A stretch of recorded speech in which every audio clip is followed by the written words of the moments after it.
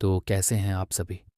मैं आप सभी से दिल से एक छोटा सा निवेदन करना चाहता हूँ। कृपया इस एपिसोड को पूरा देखें, बीच में छोड़कर न जाएं। आपका एक एक व्यू, एक एक सेकंड का साथ हमारे लिए बहुत बड़ी ताकत बनता है। अगर कहानी आपको पसंद आए तो वीडियो को हाइप करें, अपने दोस्तों तक पहुंचाएं और लाइक ज़रूर करें। आज हम 100 लाइक का टारगेट रखते हैं। अगर आपने साथ दिया तो आगे आने वाले एपिसोड और भी ज़्यादा रोमांचक और दमदार होंगे। आपका समर्थन ही हमारी असली जीत है। जय हिंद, वंदे मातरम।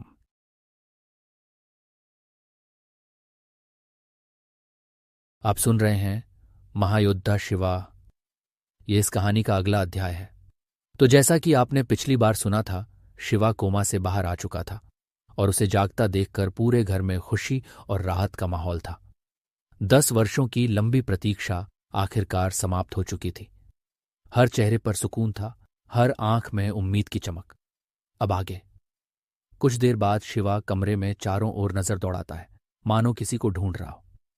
फिर अचानक वह पूछ बैठता है, वैसे मीनू कहाँ है? दिख नहीं रही। यह सुनकर भैरवी मुस्कुराती है, लेकिन उस मुस्कान में गर्व भी छुपा होता है। वह शिवा की ओर देखकर कहती है, अब तुम उसे मीनू मत कहा करो। अब तुम्हारी बहन मेजर मीनाक्षी शास्त्री बन चुकी है। शिवा पहले तो बात समझ नहीं पाता। वह थोड़ा चौंक कर पूछता है, मतलब? भैरवी आगे बताती है, उसका प्रमोशन हो चुका है। अब वह केवल इन्फोर्समेंट टीम की जनरल नहीं रही, अब वह इंडियन आर्मी की मेजर जनरल है। ये सुनते ही शिवा की आंखें फैल जाती हैं। उसके चेहरे पर गर्व और आश्चर्य एक साथ उभर आता है। वह भावुक स्वर में कहता है, क्या मीनू सच में इंडियन आर्मी में मेजर जनरल बन चुकी है? ये तो बहुत बड़ी बात है। मुझे उस पर हमेशा से भरोसा था, लेकिन इतना बड़ा मुकाम। उसकी बात अभी पूरी भी नहीं होती कि अचानक बाहर से एक भारी गड़गड़ाहट सुनाई देती है। आसमान में तेज आवाज के साथ हेलीकॉप्टर के पंख घूमने लगते हैं। पूरा घर उस ध्वनि से गूंज उठता है। खिड़कियां कंपन करने लगती हैं, पेड़ झुकने लगते हैं। शिवा आवाज पहचानते ही हल्की मुस्कान के साथ कहता है, लगता है मीनू को भी पता चल गया है कि मैं जाग चुका हूं। इसके बाद शिवा, भैरवी, रैन भार्गव, योगमाया, पल्लवी, शिवम, रोहन और बाकी सभी लोग तेजी से घर के गार्डन की ओर बढ़ते हैं। जैसे ही वे बाहर पहुंचते हैं, सबकी निगाहें आसमान की ओर उठ जाती हैं। खुले मैदान में एक के बाद एक करके लगभग 10 सैन्य हेलीकॉप्टर उतरने लगते हैं। हवा में धूल और तेज झोंके फैल जाते हैं। गार्डन का शांत वातावरण अचानक किसी युद्ध क्षेत्र जैसा लगने लगता है। पहले 9 हेलीकॉप्टरों के दरवाजे खुलते हैं। उनके भीतर से वरिष्ठ सैन्य अधिकारी बाहर निकलते हैं, पैरा कमांडो और एनएसजी से जुड़े अनुभवी जनरल। उनकी चाल में अनुशासन, चेहरे पर कठोरता और आंखों में वर्षों का युद्ध अनुभव साफ झलकता है। वे सभी क्रमबद्ध तरीके से खड़े हो जाते हैं। अब सबकी नज़र 10वें हेलीकॉप्टर पर टिक जाती है। उसका दरवाज़ा धीरे धीरे खुलता है। अंदर से लगभग 30 से 32 वर्ष की एक महिला अधिकारी बाहर आती है। उसने काला चश्मा पहना होता है। कंधों पर मेजर जनरल के स्टार चमक रहे होते हैं। इंडियन आर्मी की वर्दी में वह अत्यंत प्रभावशाली और आत्मविश्वास से भरी दिखाई देती है। उसकी चाल में न कोई जल्दबाजी होती है, न कोई दिखावा, सिर्फ अनुशासन और आत्मबल। जैसे ही वह जमीन पर कदम रखती है, सभी सैन्य अधिकारी एक साथ सावधान की मुद्रा में आ जाते हैं। पूरा वातावरण गंभीर और सम्मानपूर्ण हो जाता है। शिवा उसे देखते ही कुछ क्षण के लिए स्तब्ध रह जाता है। उसके सामने अब उसकी वही छोटी बहन नहीं खड़ी थी जिसे वह कभी मीनू कहकर छेड़ता था। उसके सामने अब देश की रक्षा की जिम्मेदारी उठाने वाली एक मेजर जनरल खड़ी थी। शिवा के चेहरे पर गर्व की गहरी मुस्कान फैल जाती है। उसकी आंखें नम हो जाती हैं, लेकिन उस नमी में कमजोरी नहीं, बल्कि एक भाई का गर्व और सम्मान होता है। वह मन ही मन कहता है, मेरी मीनू सच में बहुत आगे निकल गई। मेजर जनरल मीनाक्षी शास्त्री काला चश्मा उतारती है। उसकी नज़र सीधे शिवा पर पड़ती है। अगले ही पल उसकी कठोर सैन्य छवि टूट जाती है। उसकी आंखों में वही अपनापन और भावुकता लौट आती है। लेकिन तभी मीनाक्षी के भीतर जमी हुई भावनाएं अचानक उफान मारने लगती हैं। इतने वर्षों बाद अपने भाई को सामने खड़ा, जीवित और मुस्कुराता देख उसका दिल कांप उठता है। आंखों के कोरों में नमी आ जाती है, गला भर आता है। वो एक पल के लिए सब कुछ भूल जाना चाहती है, रैंक, वर्दी, जिम्मेदारियां, बस दौड़कर अपने भाई के गले लग जाना चाहती है। पर अगले ही क्षण उसे याद आ जाता है कि वह केवल एक बहन नहीं है, वह इस समय इंडियन आर्मी की मेजर जनरल है। उसकी हर हरकत, हर भाव देश की वर्दी से जुड़ा है। वह गहरी सांस लेती है, अपने भीतर उमड़ रही भावनाओं को जैसे तैसे थामती है और चेहरे पर अनुशासन की कठोर परत चढ़ा लेती है। मीनाक्षी धीरे धीरे पीछे हटती है और बाकी 9 कमांडरों के साथ एक सीध में खड़ी हो जाती है। सभी के चेहरे गंभीर हो जाते हैं, कंधे तन जाते हैं, रीढ़ सीधी हो जाती है। ये सिर्फ औपचारिकता नहीं होती, ये उस शपथ की याद होती है जो उन्होंने देश के लिए ली थी। अगले ही पल सभी एक साथ रैन भार्गव को सैल्यूट करते हैं और पूरे गर्व, सम्मान और समर्पण के साथ एक स्वर में कहते हैं, जय हिंद, जय अखंड भारत। उन शब्दों के साथ ही हवा में कुछ बदल जाता है। ये नारा केवल आवाज नहीं होता, उसमें उन शहीदों की गूंज होती है जिन्होंने कभी शिकायत नहीं की, बस बलिदान दिया। रैन भार्गव पल भर के लिए स्थिर हो जाते हैं। उनकी आंखों में सम्मान, गर्व और कृतज्ञता एक साथ झलक उठती है। वह भी पूरे सम्मान के साथ सैल्यूट लौटाते हैं, मानो एक योद्धा दूसरे योद्धा की आत्मा को नमन कर रहा हो। सैल्यूट समाप्त होते ही मीनाक्षी का बांध टूट जाता है, अनुशासन की दीवार गिर जाती है और वह फिर से वही बहन बन जाती है जिसने 10 साल तक हर रात अपने भाई के लिए दुआ मांगी थी। वह दौड़कर शिवा के पास जाती है और उसे कसकर गले लगा लेती है, जैसे डर हो कि अगर छोड़ा तो वह फिर कहीं खो न जाए। इन 10 सालों में मुझे आपकी बहुत याद आई भैया। उसकी आवाज कांपती है, शब्द टूटते हैं और आंसू बिना रोके बहने लगते हैं। शिवा भी उसे पूरी मजबूती से थाम लेता है। उसकी आंखें नम हो जाती हैं। वह धीरे, बहुत धीरे कहता है, मुझे भी बहुत याद आई मीनू। हर दिन, हर पल। मैं शरीर से दूर था लेकिन दिल से कभी नहीं। भाई बहन के इस मिलन को देखकर आसपास खड़े कई लोगों की आंखें भी भर आती हैं। 10 साल की दूरी उस एक पल में सिमट जाती है। इसके बाद एक एक करके सभी सैन्य जनरल आगे आते हैं।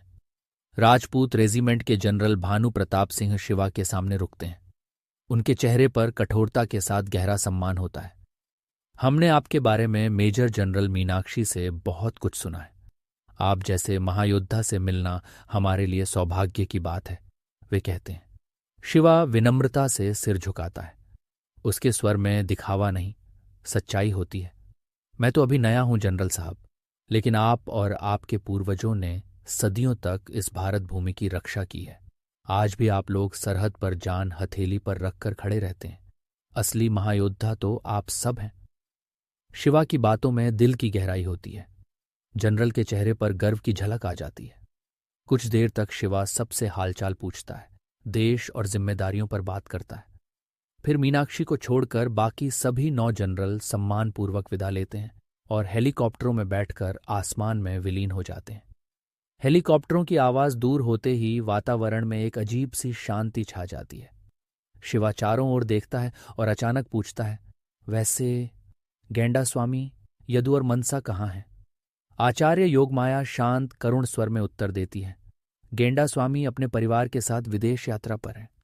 यदु अपने व्यापार में फंसा हुआ है और मनसा इस समय नागलोक की देखभाल कर रही है। शिवा सब सुन ही रहा होता है कि तभी अचानक माहौल फिर बदल जाता है। एक गंभीर सूचना आती है, वीर की जान खतरे में है। रायजन ग्रह पर उसका सामना immortal divine spirit black night से हुआ है, जिसने उसे बुरी तरह घायल कर दिया है। ये सुनते ही सबके चेहरों से मुस्कान गायब हो जाती है। रोहन ओबेरॉय आगे बढ़ते हैं और दृढ़ स्वर में कहते हैं, तुम चिंता मत करो, मैं अभी सबसे शक्तिशाली योद्धाओं को रायजन प्लैनेट पर भेजता हूं। लेकिन रैन भार्गव शांत, स्थिर और पूरे विश्वास के साथ कहते हैं, इतनी चिंता क्यों? अब हमारा शिवा जाग चुका है। इतने योद्धाओं की जरूरत नहीं, वह अकेले ही ब्लैक नाइट को पराजित कर देगा। फिर वह शिवा की ओर देखते हैं। उस नजर में गुरु का भरोसा और पिता जैसा गर्व होता है। तो बताओ, क्या तुम जाने के लिए तैयार हो? शिवा हल्की सी अंगड़ाई लेता है। उसकी आवाज में वही पुरानी शरारत लौट आती है, लेकिन आंखों में अब जिम्मेदारी की गहराई होती है। तैयार हूं, वैसे भी बहुत दिन हो गए, किसी का सर फोड़ने का मौका नहीं मिला। फिर वह पेट पर हाथ रखकर मुस्कुराता है।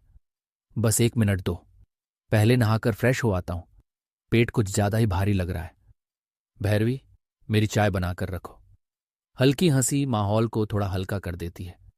योगमाया मुस्कुराकर पूछती हैं, तो शिवा, क्या मैं भी तुम्हारे साथ चलूं? शिवा उनकी ओर स्नेह और आत्मविश्वास से देखकर कहता है, नहीं, इस बार नहीं, इस बार मैं अकेले जाऊंगा। इसके बाद शिवा एक पल के लिए भी नहीं रुकता। उसके भीतर जाग चुकी शक्ति अब पूरी तरह स्थिर और केंद्रित होती है। अगले ही क्षण उसका शरीर प्रकाश की गति से आकाश में उठता है। हवा फटने की सी आवाज होती है। आकाश में सिल्वर ऊर्जा की एक लंबी रेखा बनती है और पल भर में वह पृथ्वी की सीमाओं से बाहर निकल जाता है। ऐसा लगता है मानो ब्रह्मांड ने स्वयं उसके लिए रास्ता खोल दिया हो। दृश्य बदलता है। अब सामने आता है रायजन प्लैनेट। यह ग्रह कभी जीवन और ऊर्जा से भरा हुआ था, लेकिन अब युद्ध की मार से बुरी तरह जर्जर हो चुका होता है। चारों ओर टूटी हुई जमीन, जले हुए पहाड़ और आकाश में मंडराती काली ऊर्जा इस बात की गवाही दे रही होती है कि यहाँ हाल ही में कितना भयानक युद्ध हुआ है। युद्ध भूमि के बीचों बीच वीर रहेजा घुटनों के बल बैठा होता है। उसका शरीर जगह जगह से लहूलुहान है, सांसें उखड़ी हुई हैं और उसकी आंखों के नीचे थकान की गहरी लकीरें खिंची हुई हैं। उसका सबसे बड़ा सहारा एम्परर स्पिरिट मोड अब धीरे धीरे टूट रहा होता है। उसके शरीर से निकलने वाला श्वेत प्रकाश मध्यम पड़ चुका होता है और हर गुजरते पल के साथ वह प्रकाश बुझता जा रहा होता है, मानो जीवन स्वयं उसे छोड़ने की तैयारी कर रहा हो। फिर भी वीर का सिर झुका नहीं होता। दर्द के बावजूद उसके चेहरे पर हार नहीं, बल्कि अडिग साहस दिखाई देता है। उसके सामने खड़ा होता है immortal divine spirit, black night. उसका पूरा अस्तित्व काली, घनी और भयावह ऊर्जा से बना होता है। उसकी आंखों से निकलती लाल चमक वीर पर टिकी होती है। वह ठंडी हंसी हंसते हुए कहता है, तो यही है तुम्हारा अंत? बताओ वीर रहेजा, मरने से पहले तुम्हारी आखिरी इच्छा क्या है? वीर कोई उत्तर नहीं देता। वह बस चुपचाप सामने देखता रहता है। उसका मौन ही उसका उत्तर होता है, न कोई विनती, न कोई भय। ये मौन ब्लैक नाइट को और क्रोधित कर देता है। उसकी काली ऊर्जा उफान मारने लगती है। वह गुस्से से गुर्राता है और अपनी तलवार उठाते हुए कहता है, लगता है मौत के सामने भी तुम्हारा घमंड नहीं टूटा। वह वीर की गर्दन पर तलवार चलाने ही वाला होता है कि अचानक उसका पूरा शरीर जड़ हो जाता है। उसकी उंगलियां हवा में जमी रह जाती हैं। तलवार आधी चाल में ही रुक जाती है, जैसे समय ने खुद उसे पकड़ लिया हो। वीर ये देखकर चौंक जाता है। वह मुश्किल से सिर उठाता है और सोचता है, यह कैसे संभव है? तभी आकाश में एक भारी, गूंजती हुई और अधिकार से भरी आवाज फैल जाती है, कैसे हो immortal divine spirit black night. यह आवाज किसी साधारण योद्धा की नहीं होती। उसमें आत्मविश्वास, शक्ति और चेतावनी तीनों एक साथ होते हैं। जैसे ही यह आवाज गूंजती है, ब्लैक नाइट का पूरा शरीर कांपने लगता है। उसकी काली ऊर्जा अस्थिर होने लगती है, सांसें तेज हो जाती हैं। सदियों में पहली बार उसे भय का अनुभव होता है। वीर की आंखें विस्मय से फैल जाती हैं। वह मन ही मन सोचता है, आखिर ऐसा कौन है जिसकी सिर्फ आवाज से ही ब्लैक नाइट कांपने लगा। अगले ही पल आकाश चीरता हुआ सिल्वर अल्ट्रा इंस्टिंक्ट ऑनरा प्रकट होता है। उसी प्रकाश के बीच से शिवा प्रकट होता है। उसके जमीन पर कदम रखते ही धरती में गहरी दरारें पड़ जाती हैं। उसकी आध्यात्मिक ऊर्जा इतनी प्रचंड होती है कि पूरे रायजन प्लैनेट का गुरुत्वाकर्षण अचानक बढ़ जाता है। हवा भारी हो जाती है। ब्लैक नाइट को सीधा खड़ा रहना तक मुश्किल पड़ने लगता है। उसके घुटने अनजाने में झुकने लगते हैं। शिवा शांत चाल से आगे बढ़ता है। उसके चेहरे पर कोई क्रोध नहीं, लेकिन उसकी शांति ही सबसे बड़ा आतंक होती है। हर कदम के साथ ऐसा लगता है मानो ग्रह स्वयं उसके सामने झुक रहा हो। तभी वीर की नजर उस पर पड़ती है। उसकी आंखों में अविश्वास, राहत और सम्मान एक साथ भर आते हैं। वह कांपती हुई आवाज में कहता है, महायोद्धा शिवा शास्त्री। शिवा वीर के पास पहुंचता है। उसका स्वर अब स्नेह से भरा होता है। कैसे हो छोटे भाई? वीर की आंखों से आंसू बह निकलते हैं। वह हकलाते हुए कहता है, शिवा, तुम यहां कैसे? और क्या तुम सच में कोमा से जाग गए? शिवा की नजर अब ब्लैक नाइट की ओर जाती है। उसकी आंखों में ठंडा आत्मविश्वास होता है। वह शांत स्वर में कहता है, हाँ, मैं जाग गया हूं, लेकिन अब किसी और के सोने की बारी है। इसके बाद शिवा वीर के सिर पर अपना हाथ रखता है। उसके हाथ से दिव्य ऊर्जा की एक सशक्त लेकिन सुकून देने वाली लहर निकलती है। पल भर में वीर के सभी घाव भरने लगते हैं। टूटी हुई हड्डियां, बिखरी हुई ऊर्जा, सब कुछ फिर से संतुलित हो जाता है। उसका शरीर पुनः स्वस्थ हो जाता है और उसकी आंखों में जीवन की चमक लौट आती है। वीर धीरे धीरे खड़ा होता है। अब वह अकेला नहीं था। उसके सामने खड़ा था वह महायोद्धा, जिसकी वापसी से अमर दैवी आत्माएं भी कांप उठती है। तभी धूल और टूटे हुए पत्थरों के बीच खड़ा ब्लैक नाइट धीरे धीरे सीधा होता है। उसका कवच जगह जगह से दरक चुका होता है। काली ऊर्जा अनियमित रूप से उसके शरीर से बाहर निकल रही होती है। फिर भी वह शिवा की ओर देखता है और भारी गूंजती हुई आवाज में पूछता है, तुम आखिर हो कौन? शिवा पूरी शांति के साथ उसकी आंखों में आंखें डालकर कहता है, मैं तुम्हारा काल। ये शब्द सुनते ही आसपास की हवा और भारी हो जाती है। ब्लैक नाइट कुछ क्षणों के लिए चुप हो जाता है, मानो उस उत्तर का अर्थ समझने की कोशिश कर रहा हो। फिर वह गहरी सांस लेकर अपेक्षाकृत शांत स्वर में कहता है, देखो, मेरी तुमसे कोई व्यक्तिगत दुश्मनी नहीं है। यह सुनकर शिवा हल्की सी हंसी हंसता है। उसकी हंसी में उपहास नहीं, बल्कि अडिग आत्मविश्वास होता है। वह कहता है, मैंने कब कहा कि तुम्हारी मुझसे दुश्मनी है? फिर उसका स्वर अचानक कठोर हो जाता है, लेकिन तुमने सूर्य महल के एक प्रतिष्ठित महायोद्धा पर हमला किया है। तुमने कई निर्दोष लोगों की जान ली है, और यही कारण है कि अब तुम्हारा अंत तय है। इतना सुनते ही पीछे खड़ा वीर आगे बढ़ते हुए कहता है, नहीं, इसका अंत मैं करूंगा। शिवा पलटकर उसे देखता है और मुस्कुराते हुए कहता है, अभी अभी तो तुम ठीक हुए हो छोटे भाई, तुम्हें तो बैठकर यह लड़ाई देखनी चाहिए। वीर भी मुस्कुराता है। वह हल्के फुल्के अंदाज में कहता है, तो ठीक है शिवा भाई, मैं पॉपकॉर्न और कॉफी लेकर बैठता हूं और इस लड़ाई का मजा लेता हूं। इतना कहकर वीर अपनी स्टोरेज रिंग से पॉपकॉर्न का बड़ा पैकेट और कोल्ड कॉफी का केन निकालता है। वह आराम से गृह की जमीन पर बैठ जाता है, एक घूंट कॉफी लेता है और मुस्कुराकर कहता है, चलो शो शुरू करो। शिवा उसकी ओर एक पल देखता है, फिर ब्लैक नाइट की तरफ मुड़कर हल्के से मुस्कुराते हुए कहता है, तो फिर शुरू करें? ये सुनते ही ब्लैक नाइट का धैर्य टूट जाता है। उसका क्रोध विस्फोट की तरह बाहर आता है। वह दहाड़ते हुए अपनी ब्लैक स्वॉर्ड को आसमान में घुमाता है। जैसे ही तलवार हवा चीरती है, पूरा आकाश काला पड़ जाता है। अगले ही पल आसमान से हजारों काली तलवारें शिवा की ओर गिरने लगती हैं, मानो मृत्यु स्वयं उस पर बरस रही हो। लेकिन शिवा पहले से ही अल्ट्रा इंस्टिंक्ट में होता है। उसका शरीर बिना किसी सोच विचार के स्वतः प्रतिक्रिया करता है। वह कभी झुकता है, कभी एक कदम बगल में खिसकता है, कभी हवा में घूम जाता है।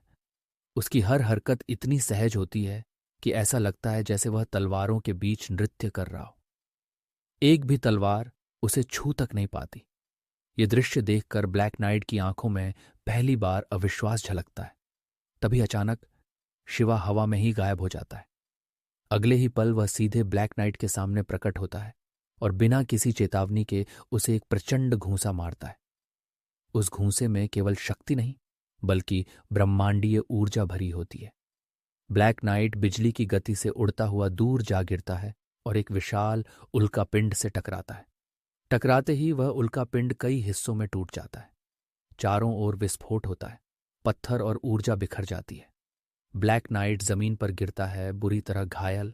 उसकी काली ऊर्जा लड़खड़ाने लगती है, लेकिन फिर भी वह हार नहीं मानता। वह दहाड़ता है, अपनी ब्लैक सूट को सक्रिय करता है और पूरी ताकत के साथ आगे बढ़ता है। अगले ही पल वह ध्वनि की गति से शिवा की ओर बढ़ता है और उस पर अनगिनत वार करता है।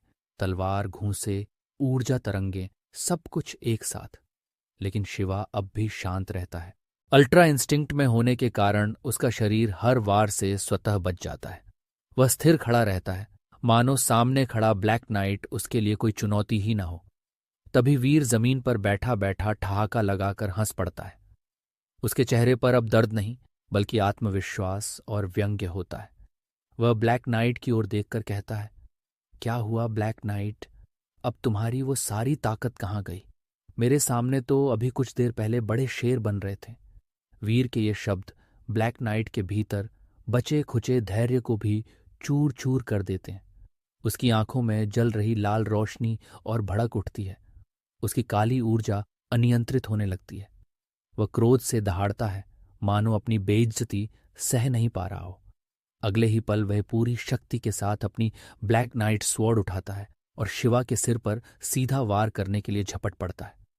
उस तलवार से निकलती काली तरंगें हवा को चीरती हुई आगे बढ़ती हैं। ऐसा लगता है जैसे वह एक ही वार में सब कुछ समाप्त कर देना चाहता हो। लेकिन वह एक घातक भूल कर बैठता है। वह यह भूल जाता है कि शिवा इस समय अल्ट्रा इंस्टिंक्ट की अवस्था में है। तलवार शिवा के सिर के बेहद करीब पहुंचती है, लेकिन शिवा का शरीर बिना किसी चेतावनी के स्वयं ही प्रतिक्रिया करता है। वह हल्के से गर्दन झुकाता है और तलवार हवा को चीरती हुई आगे निकल जाती है। शिवा के चेहरे पर कोई तनाव नहीं होता, मानो यह हमला उसके लिए था ही नहीं। अगले ही क्षण शिवा की आंखों में एक गहरी चमक उभरती है। अब वह पूरी तरह आक्रमण में आ चुका होता है। उसकी मार्शल आर्ट स्किल और हैंड टू हैंड कॉम्बैट की वास्तविक भयावहता सामने आती है। शिवा बिजली की गति से ब्लैक नाइट के सामने पहुंचता है।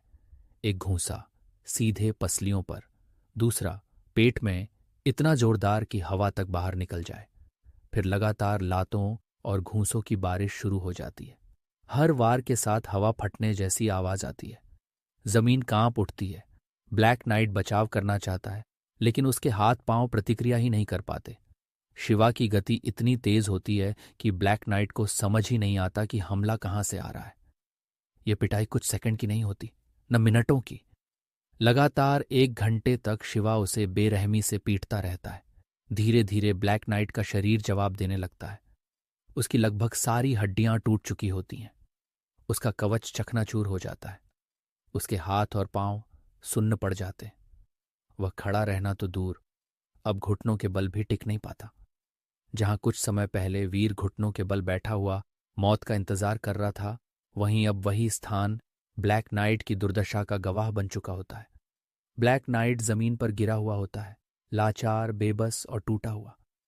उसकी दहाड़ अब कराह में बदल चुकी होती है। वह कांपती हुई आवाज में शिवा से रहम की भीख मांगने लगता है।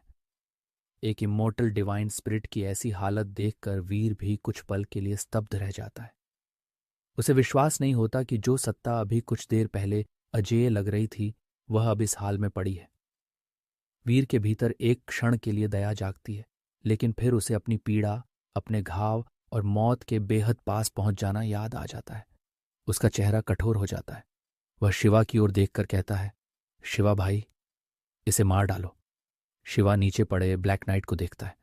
उसकी आंखों में न क्रोध होता है न दया, बस ठंडा स्पष्ट निर्णय। वह शांत स्वर में कहता है, नहीं, ये एक डिवाइन स्पिरिट है। मरा हुआ यह बेकार होगा, लेकिन जिंदा रहा तो यह तुम्हारे बहुत काम आ सकता है। वीर कुछ पल चुप रहता है, फिर धीरे धीरे सिर हिलाता है। तुम बिल्कुल सही कह रहे हो। इसके बाद वीर आगे बढ़ता है। वह ब्लैक नाइट के सिर पर हाथ रखता है और एक विशेष आध्यात्मिक विधि का प्रयोग करता है। उसके हाथ से ऊर्जा की लहर निकलती है और ब्लैक नाइट के भीतर छिपा डिवाइन स्पिरिट स्टोन बाहर खिंचाता है। जैसे ही वह पत्थर बाहर आता है, एक काली परछाई उसमें समा जाती है। ब्लैक नाइट की आत्मा पूरी तरह उस स्पिरिट स्टोन में कैद हो जाती है। उसकी चीख कुछ ही पलों में सन्नाटे में बदल जाती है। इसके बाद वीर अपनी आध्यात्मिक शक्ति को सक्रिय करता है। स्पिरिट स्टोन के भीतर हलचल मच जाती है। कुछ ही क्षणों बाद ब्लैक नाइट फिर से बाहर प्रकट होता है, लेकिन अब उसका रूप बदला हुआ होता है। वह घुटनों के बल बैठ जाता है, सिर झुकाकर कहता है, आपका सर्वेंट आपकी सेवा में हाजिर है, डिवाइन स्पिरिट एम्परर। यह दृश्य देखकर वीर के चेहरे पर संतोष की मुस्कान फैल जाती है, लेकिन वह तुरंत उसे फिर से स्पिरिट स्टोन में कैद कर देता है ताकि वह पूरी तरह नियंत्रण में रहे। अंत में वीर ब्लैक नाइट की ब्लैक स्वॉर्ड उठाता है और अपने पास रख लेता है। तभी उस ग्रह पर बचे हुए हजारों नागरिक, जो अब तक डर और भय के कारण अपने घरों, गुफाओं और खंडहरों में छिपे हुए थे, धीरे धीरे बाहर आने लगते हैं। उनके चेहरों पर अभी भी आतंक की छाया होती है, लेकिन जब वे अपनी आंखों से यह दृश्य देखते हैं, ब्लैक नाइट का पतन और शिवा को शांत खड़े हुए, तो उनके भीतर जमी सदियों की दहशत टूटने लगती है। एक एक करके वे सभी शिवा के सामने आते हैं। कोई वृद्ध है, कोई स्त्री, कोई बच्चा, सबकी आंखों में आंसू हैं। वे बिना कुछ कहे घुटनों के बल बैठ जाते हैं और शिवा को एक देवता की तरह प्रणाम करते हैं। उनके लिए शिवा सिर्फ एक योद्धा नहीं होता, बल्कि वह आशा होता है, वह जीवन होता है जिसने उन्हें मृत्यु के साए से निकालकर दोबारा जीने का अधिकार दिया है। कुछ लोग रोते हुए अपने सिर जमीन से लगाते हैं, कुछ हाथ जोड़कर आकाश की ओर देखते हैं, मानो ईश्वर को धन्यवाद दे रहे हों कि उसने उन्हें यह दिन देखने के लिए जीवित रखा। बच्चों की आंखों में पहली बार डर की जगह चमक दिखाई देती है। माताएं अपने बच्चों को सीने से लगाकर सिसकती हैं और बुजुर्ग कांपती आवाज में आशीर्वाद देते हैं। शिवा यह सब देखकर कुछ नहीं कहता। उसका हृदय भारी हो जाता है। वह जानता है कि एक युद्ध भले ही समाप्त हो गया हो, लेकिन ब्रह्मांड में शांति कभी स्थायी नहीं होती। वह बस शांत नजर से उन सबको देखता है, न देवता की तरह बल्कि एक रक्षक की तरह। दूर खड़ा वीर यह दृश्य देखता है और उसके भीतर भी गर्व और जिम्मेदारी दोनों का भाव उमड़ पड़ता है। वह समझ जाता है कि अब उनकी लड़ाई सिर्फ शत्रुओं से नहीं, बल्कि उन उम्मीदों को बचाने की भी है जो इन लोगों की आंखों में जन्म ले चुकी हैं। तो अब सवाल यही है, आगे क्या होगा? शिवा के जीवन में कौन सी नई और उससे भी भयानक चुनौती दस्तक देने वाली है?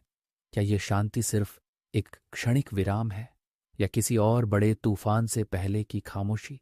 और क्या वीर और शिवा कंधे से कंधा मिलाकर आने वाली हर परीक्षा का सामना कर पाएंगे? इन सभी रहस्यों और आने वाले महासंघर्षों को जानने के लिए सुनते रहिए महायोद्धा शिवा।